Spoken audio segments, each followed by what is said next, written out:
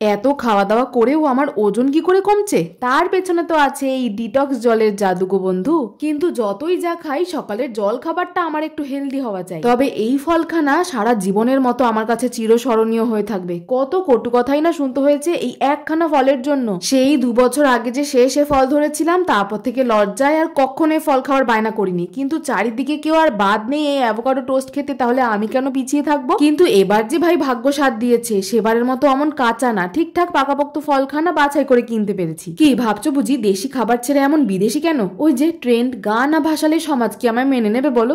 ধুরি, মজা করলাম। ওই যে অ্যাভোকাডো টোস্ট আসলে খেতে কেমন হয় তা জানার আমারই যে ভারী কৌতূহল ছিল।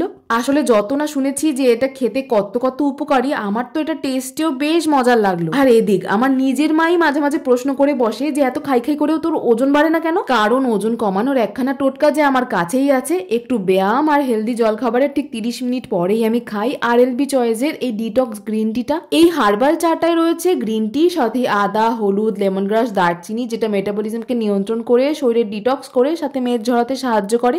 না, টি ব্যাগ থেকে ঘাবড়ানোর দরকার নেই, কারণ কনস্টার্চের তৈরি টি ব্যাগ একেবারেই সেফ। আর উপকরণ দেখে তো বুঝতেই পারছো এটা কতখানি অর্গানিক। আর তোমরা তো আগের ভিডিও দেখেও বুঝতেই পারছো বহুদিন যাবত এই চাখানা আমি খাই। মেদ ঝরার পাশাপাশি ত্বক আর চুলেও অনেকখানি উপকার পেয়েছি। তোমরাও কে কি উপকার পেলে জানিও, লিঙ্কটা না হয় কমিউনিটিতে দিয়ে দেবো। রাধে রাধে।